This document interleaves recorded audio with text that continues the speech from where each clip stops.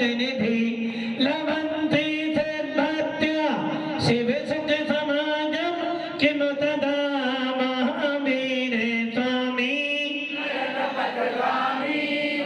महावीर स्वामी महावीर स्वामी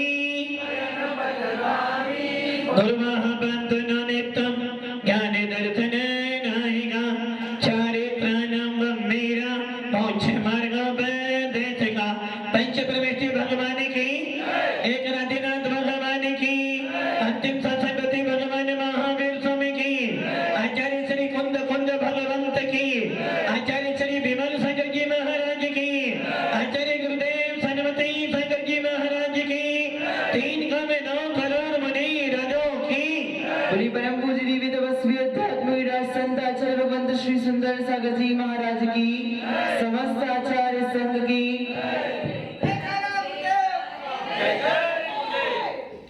भव्य आत्माओं अष्टानी का महापर्व अष्टानी का महापर्व जिन पर्वों के अंदर विशेष विशेष पूजन की जाती है। भगवान महावीर के शासन में 2 प्रकार के पर्व हैं। एक पर्व शाश्वत पर्व है और एक पर्व ऐसे पर्व हैं जो अशाश्वत हैं। अर्थात एक पर्व तो वो है जो कभी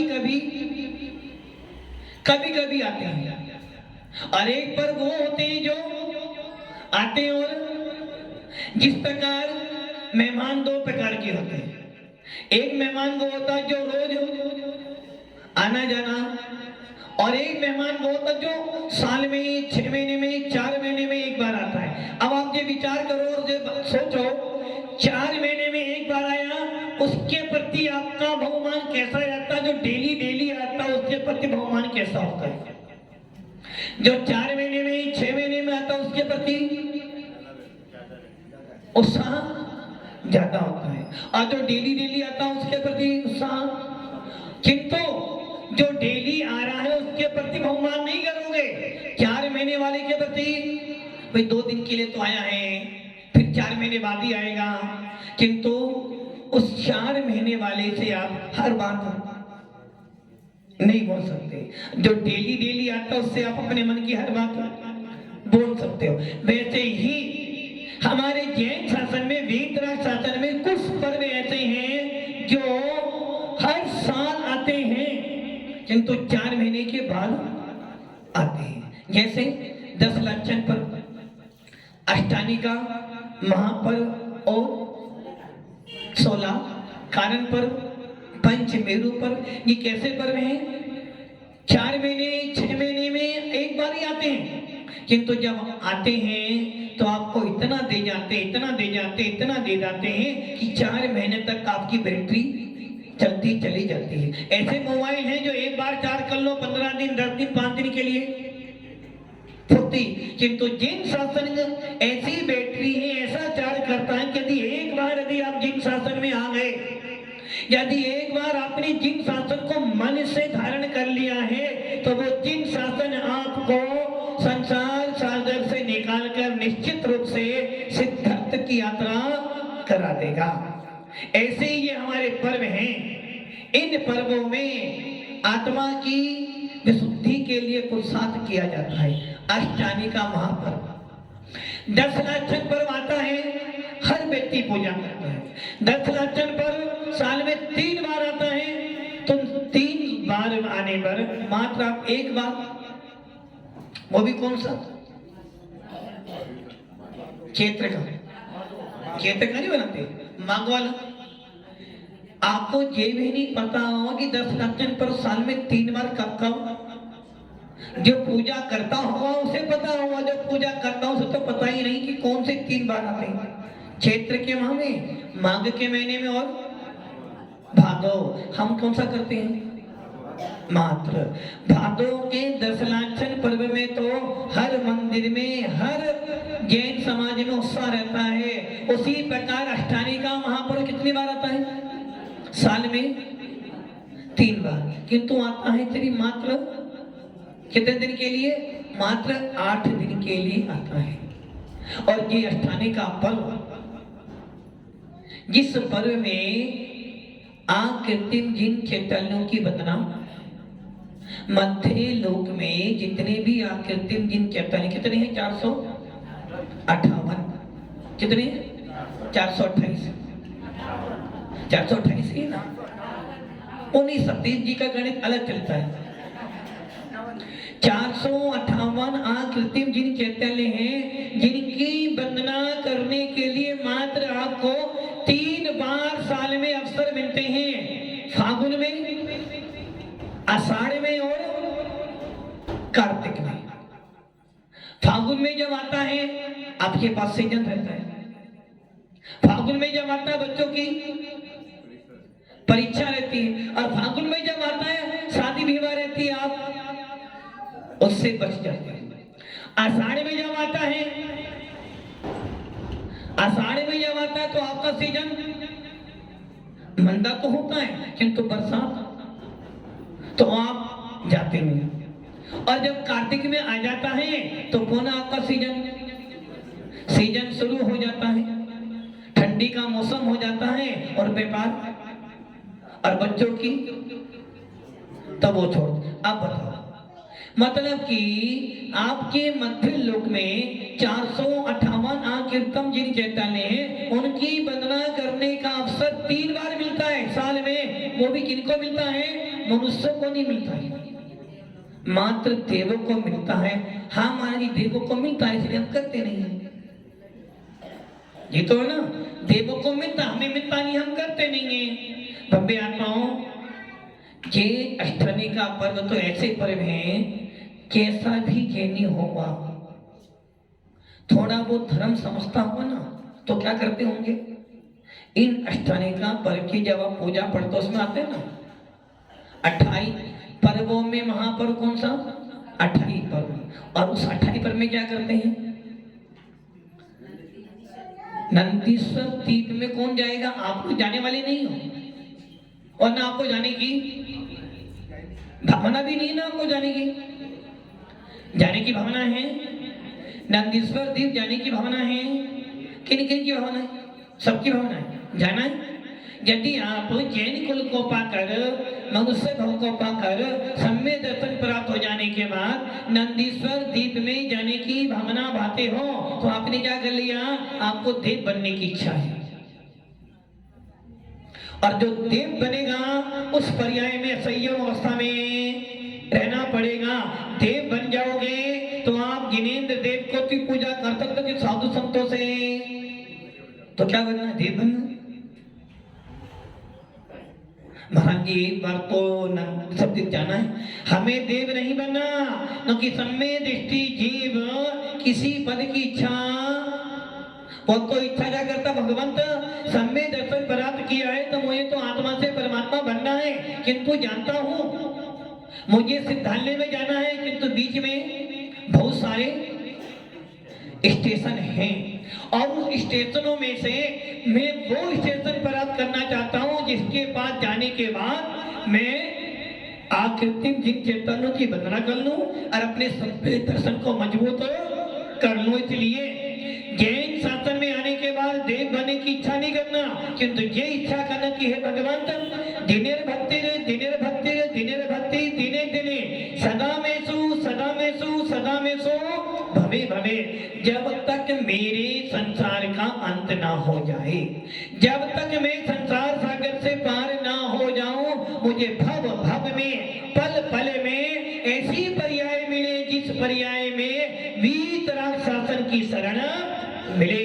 जब जब भी मुझे पर्याय मिले तो मेरे साथ में मेरा भेद विज्ञान मेरे साथ में रहे, और जब जब भी मुझे कोई पर्याय मिले तो मुझे नमोकार मंत्र हमेशा मिले, ताकि मैं अपने सम्यक दर्शन को, अपनी आत्मा का उत्थान कर सकूं। अष्टानी का महापर्व, इन पर्वों में सिद्धों की आराधना की जाती है। सिद्ध कल सुना था, नमो सिद्धाणम। नमोकार मंत्र में पंच परमेष्ठि में सबसे बड़ा पद किसका है? सिद्धों का। और फिर भी हम क्या बोलते हैं? नमो अरिहंताणम, जो कि सिद्ध भगवान निराकार हैं।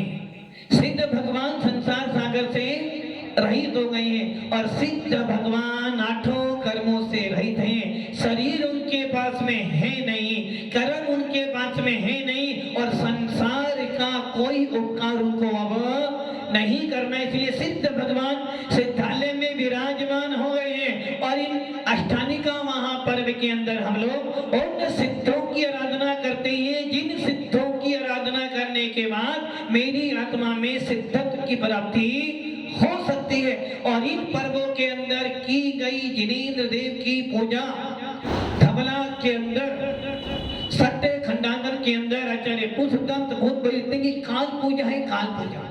जिस प्रकार आपका सीजन जब आता है तो आपको 2 महीने पहले से और 1 महीने बाद तक उसे से मिलता। और अभी तो मंडी में सीजन चल रहा है, सबका सीजन, कपड़े वालों का भी सीजन है, सोने वालों का भी सीजन है और मंडी वालों का भी। उस सीजन में क्या करते हैं आप? ओवरटाइम करते हो ना। सवेरे जाते हो 9 बजे और रात में 12 बजे, और संडे आ जाए तो दिन भी इतने काम है कि फुर्सत नहीं है, क्योंकि अभी सीजन चल रहा है। वैसे ही भव्य आत्माओं, धन का सीजन आया, व्यापार का सीजन आया, उसी प्रकार जिनेंद्र देव कहते हैं कि भैया आत्मा को परमात्मा बनाने का सीजन भी आया। तुमने क्या किया? अपन शास्त्रों में पढ़ते ना, जब कोई तीर्थंकर जन्म लेते हैं या केवल ज्ञान की प्राप्ति करते हैं तो उनकी पुण्य वर्गनाएं तीनों लोक में। और जब कोई केवली भगवान समुद्घात करते हैं, लोग पूर्ण समुद्घात करते हैं या फिर कपाट समुद्घात करते हैं तो उनकी आत्मा के प्रदेश तीनों लोकों में फैलते हैं। और वो फैलते फैलते आपके पास भी आते हैं। किंतु होता क्या है, जिस प्रकार नरक के अंदर भी परमाणु जाते हैं, किंतु नारकी जी क्या करते हैं? तिल तिल करे देहे के खंड, असुर भिड़ावे दुष्ट प्रचंड, सिंधु नीर ते प्यास न जाए तो पण एक ना। लड़ाई से फुर्सत नहीं है, अशुभ पणति से फुर्सत ही नहीं है, तो उनको उन वर्गणों का आई। और उसी प्रकार आपको भी, आपके भी अवसर मिला, आपके पास भी आई। आपने क्या किया? कभी नोट गिन रहे थे, कभी मंडी बैठे थे, कभी घर में बैठे थे, कभी दुकान पे बैठे थे, राम देश की बातें कर रहे थे। वर्गणा आई और आपके शरीर को स्पर्श कर और आपको पता नहीं। उसी प्रकार भव्य आत्माओं, अष्टानिका महापर्व, इन पर्वों में सिद्धों की आराधना कर कर हम अपने जीवन का उत्थान कर सकते थे, किंतु हमने क्या किया? हमारे पास समय नहीं है जिनेंद्र देव की आराधना करने। कितने जैन व्यक्ति हैं जो यहाँ बैठे जिन्होंने आज मंदिर में जाकर जिनेंद्र देव की नंदीश्वर देव की पूजा की? 1 हाथ, 2, 3, 4, 5, 6, बस। हमने क्या किया? ऐसे कितने व्यक्ति हैं जिन्होंने आज अभिषेक भी नहीं किया होगा? अभिषेक भी नहीं किया। और कौन सा पर्व चल रहा है? अष्टानिका महापर्व। जिन पर्वों में पूजा की हुई, आचार्य पुष्पदंत बहुत बोली कह रहे काल पूजा, काल मंगल। काल मंगल क्या है? जिस मंगल में, जिस दिन में, जिन तिथियों में, जिन पर्वों के दिनों में कोई तीर्थंकर मोक्ष गए हो, या जिन पर्वों के अंदर आकृतिम जिन चैतन्यों की पूजा की होती है उसे कहते काल मंगल। दीपावली के दिन आपने पूजा की, वो काल मंगल था। आज पूजा कर रहे हो तो काल मंगल है। और ये पर्व ऐसे पर्व हैं जिन पर्वों में मात्र देवता लोग वहां जाते हैं और उस नंदीश्वर द्वीप में जाकर जिनेंद्र देव की पूजा करके अपने सम्य दर्शन को निर्मल करते हैं। और आचार्य भगवंत तिलोपणति में यति वृषभाचार्य तिलोत्सार में नेमी चंदी सिद्धांत चक्रवर्ती लिखते हैं कि इन नंदीश्वर द्वीप में जो देव जाते हैं, यदि मिथ्या दृष्टि भी होता है तो उनकी प्रतिमाओं को देखता है तो उनकी प्रतिमा इतनी मंगलों की प्रतिमा होती है कि उनको देखकर उसको सम्य दर्शन प्राप्त और हमने क्या किया? हमारे पास जबकि जहां जहां जैन समाज होती है, जहां जहां भीतरा शासन होता है, वहां इन पर्वों के दिन में फागुन, आषाढ़ और कार्तिक में कौन सा विधान करते हो? सिद्धि चक्र महामंडल विधान अथवा नंदीश्वर देव। किस लिए? ताकि कुछ तो आराधना कर सकें। कम से कम हम नंदीश्वर द्वीप में नहीं जा सकते हैं, हम आकृतिम जिन चैतन्यों की वंदना नहीं करते थे, तो हम यहीं पे विराजमान कर उन सिद्धों की आराधना करते हैं, ताकि हमारी आत्मा में कुछ तो पापों का भार कम हो। कि हमने क्या किया? हमारे पास हर चीज के लिए सीजन है, किंतु जिनेंद्र देव की पूजा विधान आदि करने के लिए कुछ समय नहीं है। ऐसे महापर्वों में, और सब जानते हैं कि ये पर्व शाश्वत पर्व है। मैना सुंदरी का नाम तो जुड़ गया कि मैना सुंदरी ने विधान किया इसलिए ये अष्टमी का महापर्व नहीं। उससे पहले भी कि मैना सुंदरी श्रीपाल कब हुए? वासुपूज भगवान के तीर्थ काल में। और जबकि नंदीश्वर द्वीप का विधान अष्टानी का महापर्व ये तो त्रिकालिक है, अनादि काल से चला है और अनंत काल तक चलता चला आएगा। मात्र इतना हो गया कि मैना सुंदरी का नाम लिया और वो विख्यात हो गई। इसलिए जब सिद्ध चक्र महामंडल की आरती का तो जाता है, मैना ने विधान किया और उसका फल, तो क्या मैना सुंदरी से पहले किसी ने विधान नहीं किया होगा? किया था, किंतु हमको नाम किसका याद रह गया है? मात्र मैना सुंदरी का। तो मैं आता हूं ये अष्टानी का महापर्व जिनमें नंदीश्वर द्वीप जाकर देवता पूजन करते हैं। किनकी पूजा करते हैं? किनकी पूजा? सिद्धों की पूजा। जबकि जब आपने नंदीश्वर द्वीप का वर्णन पढ़ा था, उसमें आया था कि नंदीश्वर द्वीपों में एक भी प्रतिमा सिद्धों की नहीं है।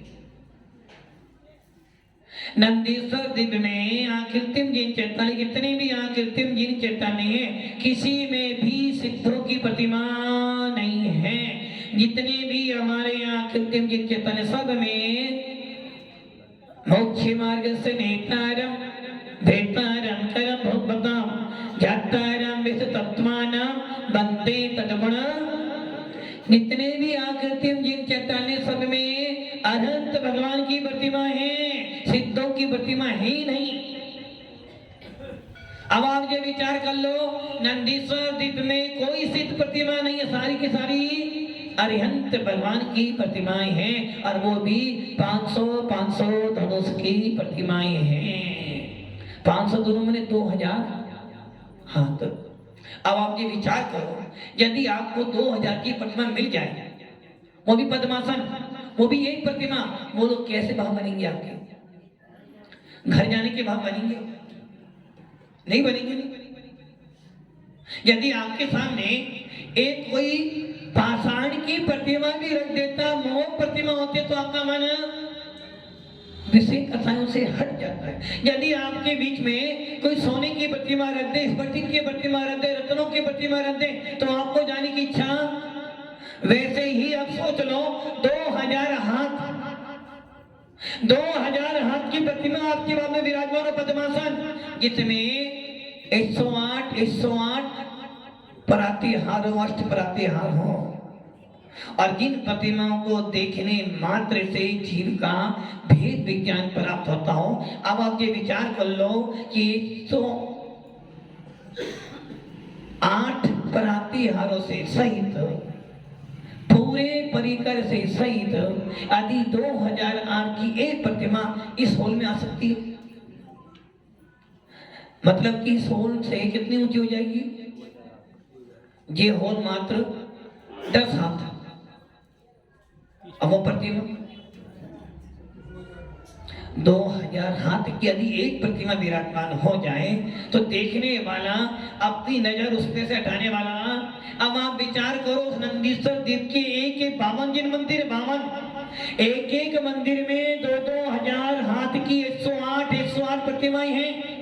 यदि मान लो आप उन प्रतिमाओं को, एक प्रतिमा को एक अर्थ चढ़ाओ, क्या कहना आपको? एक प्रतिमा को 1 अर्घ और प्रतिमा 108, कितना समय लग गया?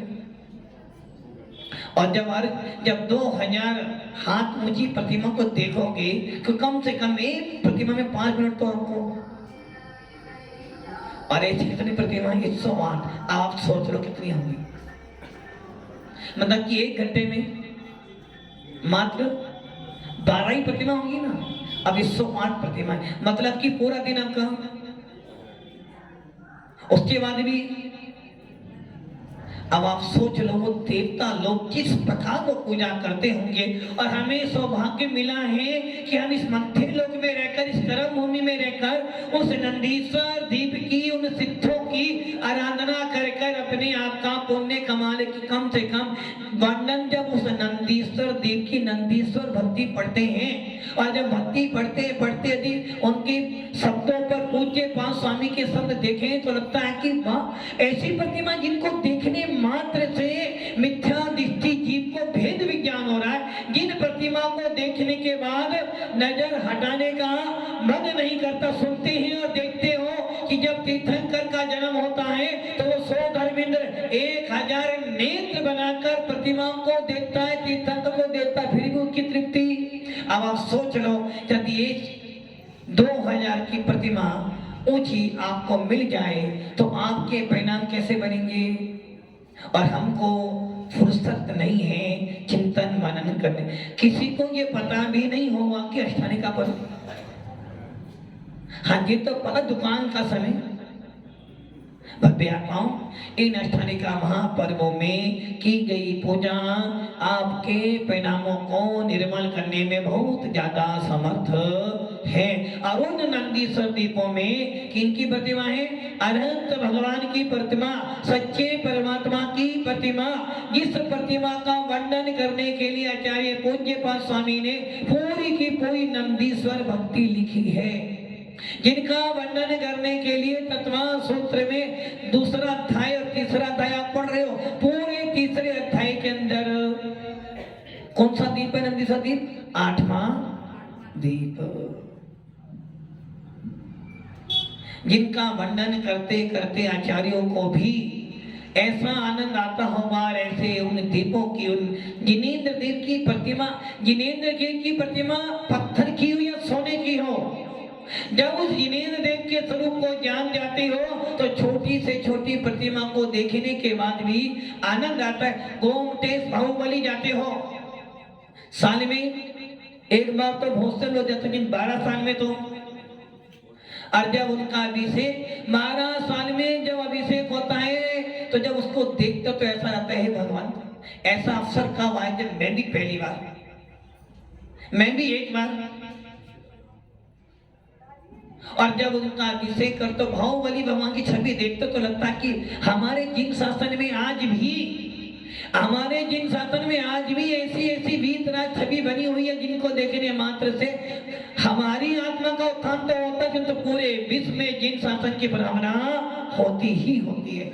ऐसे जिन शासन में आपको सच्चे परमात्मा का स्वरूप समझना बहुत जरूरी है। यदि आप जिनेंद्र देव की प्रतिमा का अवलोकन करो और उसके बाद भी आपको स्वरूप का बोध नहीं हो रहा, समझ लेना आपकी उस प्रतिमा से कुछ कर्मों की निजरा होने वाली। इसलिए आचार्य उमा स्वामी लिखा, मोक्ष मार्ग से नेतारम भेतारम करम भोगताम ज्ञातारम विष तत्वानाम वंदे तद्गुण। पहले स्वरूप को समझ, स्वरूप को समझने के बाद उनको नमस्कार कर, और जब तू नमस्कार करेगा तो बंदे तद्गुण लब्धि। बिना स्वरूप को समझे यदि तू पूजा भक्ति करेगा फल तो मिलेगा, किंतु वास्तविक फल, खाना खा तो रहे हैं, दवाई खा तो रहे, किंतु किस रोग की दवाई है? क्या मिलेगा? है बुखार और दवाई सर दर्द की, क्या होगा? सर दर्द और चालू हो जाएगा। उसी प्रकार खाना खा रहे हो, किस लिए खा रहे हो? खाना किस लिए खा रहे हो? सिद्धि साहब, खाना किस लिए खा रहे हो? जीने के लिए, मतलब कि जो खाना नहीं खाएगा वो मर जाएगा। सिद्ध भगवान आज पढ़ा गुरुदेव अखबार सिद्ध भगवान खाना नहीं खाते, अरिहंत भगवान खाना नहीं खाते। प्रभु है क्या? आज अखबार में पढ़ा कि ज्यादा खाना खाने से जितने लोग मर रहे हैं, अच्छा, कम खाना खाने से। अभी तक तो मैंने ये सुना था कि हर व्यक्ति जाता, डॉक्टर साहब भूख लगती नहीं है, कोई दवाई दे दो। महाराज के बाजू के महाराज जी देखो भूख लगती नहीं है, जबकि हमारा जीव शास्त्र कहता भैया कम खाना और गम खाना।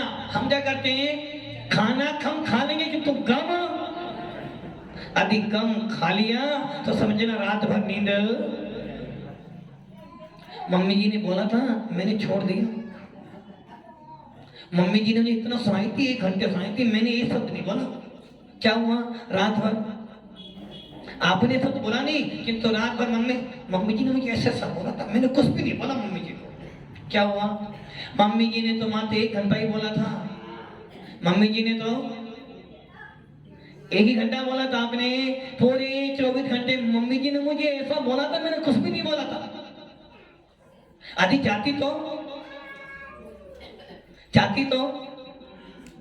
मैं बहुत कुछ बोल सकती थी। मम्मी जी ने 1 घंटा बोला, अरे 1 घंटा बोलने के बाद मम्मी जी तो नॉर्मल, और आपने 1 घंटा बोला तो नहीं, किंतु आपने 23 घंटे मन में विचार करके मम्मी जी ने मुझे 1 घंटा बोला। अब क्या हुआ, ना आपने खाना खाया तो सही, किंतु भावों से। बच्चों के पास गए तो किंतु मन से नहीं गए, और तब शाम को तुम्हारे स्वामीनाथ आ गए, शाम कारा किया, मम्मी जी ने मुझे 1 घंटा बोला था। क्या हुआ, मम्मी जी ने 1 घंटा बोलकर 23 घंटा सारे काम किए, और आपने 1 घंटा ना बोलकर 23 घंटे काम तो किए, किंतु मन में क्या, मम्मी जी ने मुझे 1 घंटा बोला था, वो तो मैंने छोड़ दिया। चलो मम्मी जी है, वरना घर में के लिए सो क्या किया आपने, 23 घंटे अपने खराब, और मम्मी जी ने 1 घंटा खराब किया, 23 घंटे। तो इसलिए खाना कम खाना और कम खाना, क्या करते हैं, खाना भी ज्यादा खाते हो और गम तो। इसलिए आचार्य उमा स्वामी कहते हैं भैया खाना कितना कम खाओगे उतना तुम्हारी क्षुधा वेदना नष्ट हो जाएगी। और यही कारण है 7वें गुणस्थान से लेकर सिद्धों तक किसी को भी कबलाहार नहीं होता। और भोजन करना, आहार करना, ये सब क्या है, रोग है। इसलिए तो कहते हैं साधु संतों की हर तरीके से एक बार होती है, और जब वो एक बार खाते तो उनका लक्ष्य क्या है भैया, जीने के लिए नहीं खाना, खाने के लिए जीना है। किस लिए जी रहे हो, खाने के लिए। यही है, खाने के लिए जी रहे हो। आदि महाराज जी 1 दिन नहीं तो मर जाएंगे, खाने के लिए जी रहे हो।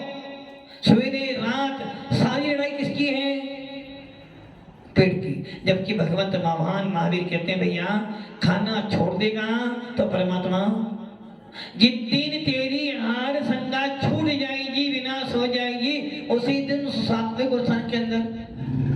और जो 7वें में जाएगा तो श्रेणी तो भले उपसम चढ़े या शपथ चढ़े, शपथ चढ़ेगा तो सिद्ध बन जाएगा, उपसम चढ़ेगा तो 2-4 भव में सिद्ध हो जाएगा। इसलिए आचार्य उमा स्वामी कह रहे हैं भक्ति करने से पहले, आराधना करने से पहले, नमस्कार करने से पहले, गुणों में अनुराग करने से पहले सच्चे परमात्मा के गुणों का स्वरूप समझ ले। स्वरूप समझ लेगा और फिर वंदना करेगा तो तुझे वंदना करने में आनंद ही आनंद आएगा।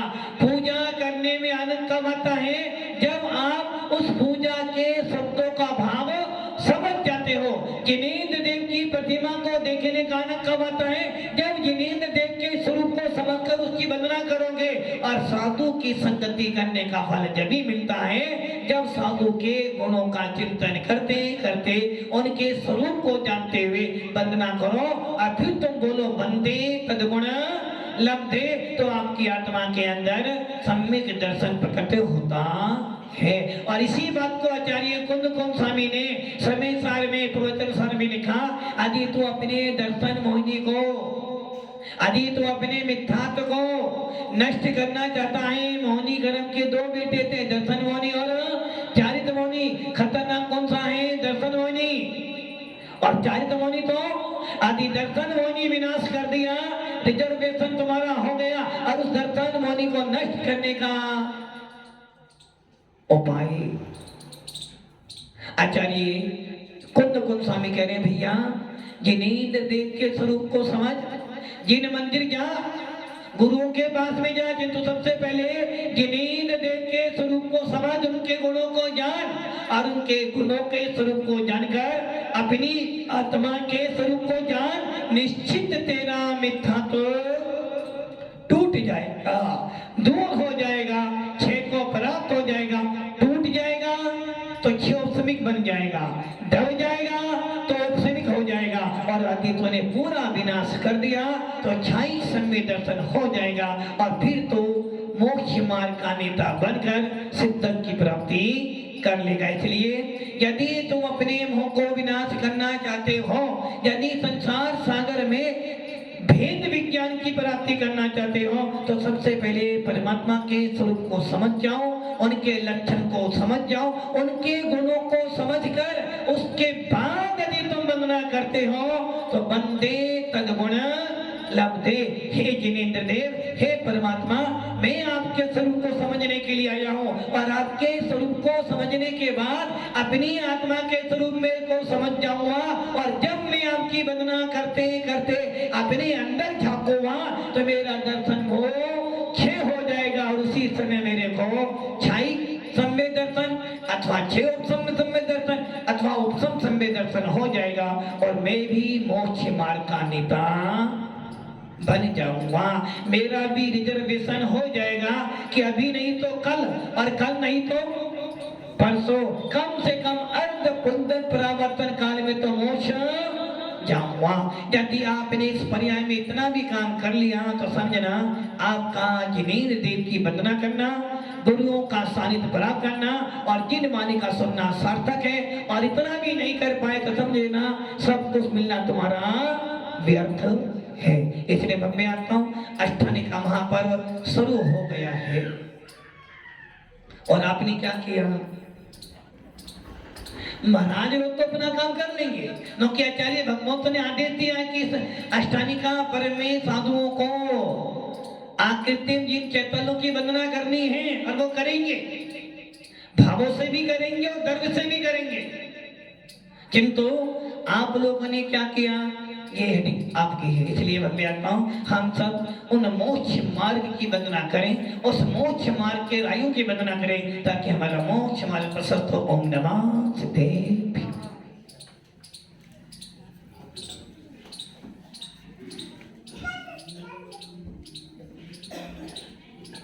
बोलिए आचार्य सुंदर सागर जी गुरुदेव की, समस्त आचार्य संघ की जनवाणी स्तुति के लिए खड़े होंगे। या वाणी के ज्ञान से सूझे करो, सो वाणी मस्तक नमो सदा देख मुझो। हे जिनवाणी भाई कोई दिन है, जो तेरा शरणालय सो